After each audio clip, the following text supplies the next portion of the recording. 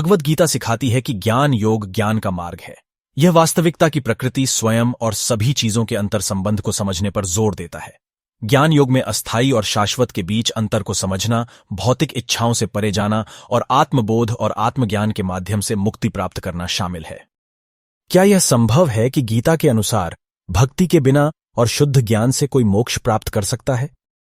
भक्ति की आवश्यकता के बिना शुद्ध ज्ञान और समझ के माध्यम से मोक्ष प्राप्त करना संभव है। ज्ञान योग के माध्यम से ब्रह्म की प्रकृति में अंतर्दृष्टि प्राप्त करके मुक्ति प्राप्त करने को एक वैध साधन के रूप में प्रस्तुत किया गया है। गीता विभिन्न मार्गों को स्वीकार करती है, जिनमें ज्ञान योग, कर्म योग और भक्ति योग शामिल हैं, जो व्यक्तियों को उनकी आध्यात्मिक यात्रा के लिए वह दृष्टिकोण चुनने की अनुमति देता है जो उनके साथ सबसे अधिक मेल खाता है। मोक्ष प्राप्ति में सबसे बड़ी बाधा है विषयों के प्रति अटैचमेंट। विषय क्या है? इंद्रिय विषय बाहरी उत्तेजनाएं हैं जो स्पर्श, स्वाद, गंध, दृष्टि और ध्वनि के माध्यम से अनुभवों को ट्रिगर करती हैं, जिससे अक्सर इमोशनल और साइकोलॉजिकल प्रतिक्रियाएं होती हैं। इंद्रिय विषयों के प्रति आसक्ति हानिकारक है क्योंकि इससे दुख होता है और आध्यात्मिक विकास में बाधा आती है। यह लगाव लालसाओं, इच्छाओं और निर्भरताओं का कारण बनता है, जो आंतरिक शांति को बाधित करता है, निर्णय को धूमिल करता है और निराशा के बाद अस्थायी सुख को पाने का एक चक्र शुरू करता है। यह व्यक्तियों को भौतिक संसार से बांधता है, उन्हें उनके वास्तविक स्वरूप का एहसास करने और स्थायी पूर्ति की तलाश करने से रोकता है।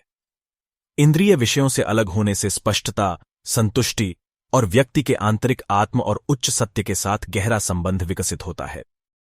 तो ज्ञान योग का पालन करके इंद्रिय विषयों से वैराग्य कैसे प्राप्त किया जाए? ऐसा करने के लिए कुछ सुझाव हैं जो इस प्रकार हैं। आत्मचिंतन, भौतिक वस्तुओं और अनुभवों की अनित्य प्रकृति पर नियमित रूप से चिंतन करें। पहचानें कि वे परिवर्तन के अधीन हैं और स्थायी पूर्ति प्रदान नहीं कर सकते। धर्म ग्रंथों का अध्ययन करें।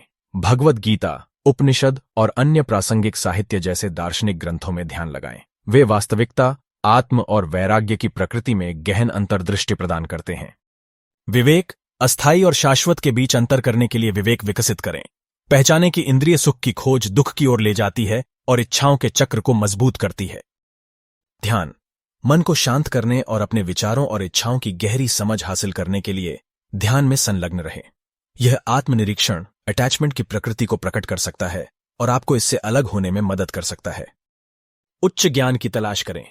बुद्धिमान व्यक्तियों के साथ दार्शनिक चर्चा में शामिल हों, जो वास्तविकता, अस्तित्व और वैराग्य की गहन अवधारणाओं को समझने में आपका मार्गदर्शन कर सकते हैं।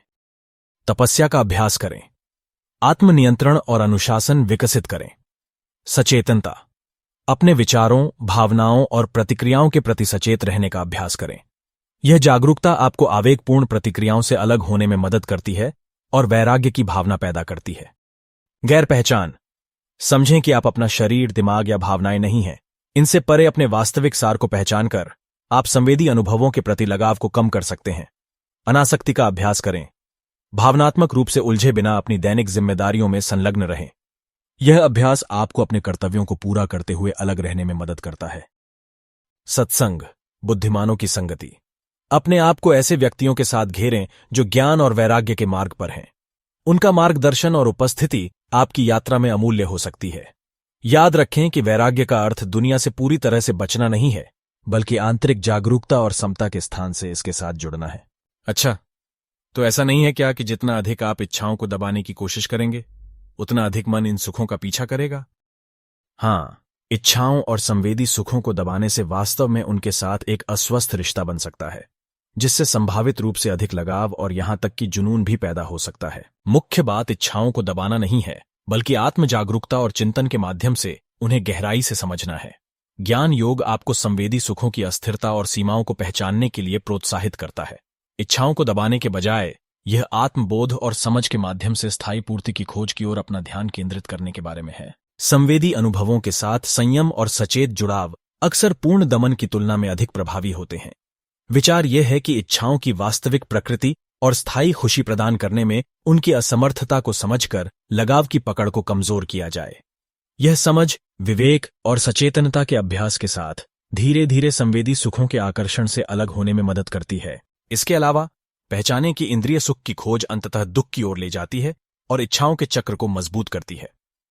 क्या इसका मतलब यह है कि हमें सुखों से दूर रहना चाहिए? यदि हां, तो क्या यह जीवन को कठिन और आनंदहीन नहीं बना देगा? बात सुखों से दूर रहने की नहीं है, बल्कि उनकी अस्थायी और क्षणिक प्रकृति को पहचानने की है। इंद्रिय सुखों की खोज अक्सर दुख की ओर ले जाती है, क्योंकि ये सुख टेम्परेरी होते हैं और हमारी खुशी को केवल उनसे जोड़ने से लालसा और निराशा का चक्र बन सकता है। ज्ञान योग के लिए आवश्यक नहीं है कि आप जीवन के सभी आनंद का त्याग करें।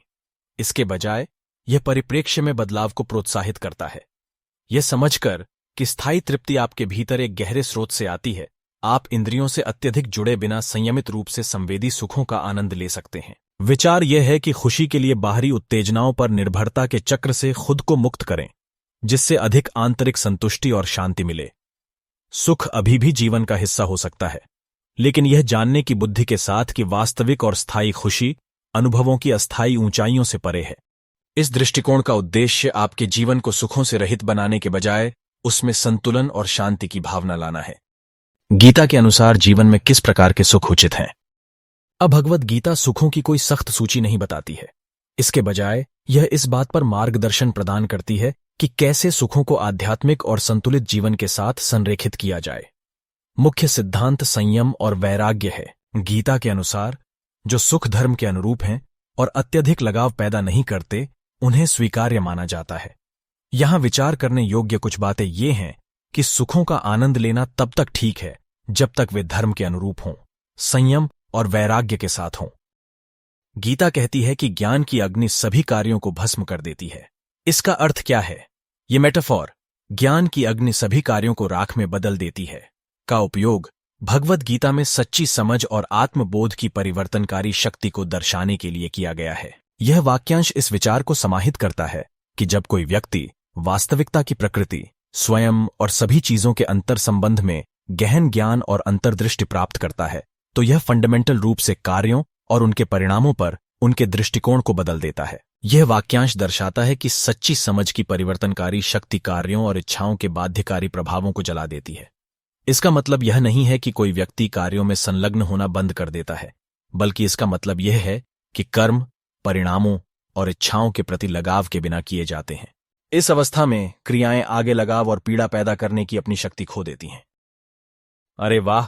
तो इसका मतलब यह होगा कि आप अत्यधिक सुखों और पापों में संलग्न रहें और उनके प्रभाव को खत्म करने के लिए ज्ञान योग का पालन करते रहें। क्या यह गलत नहीं है?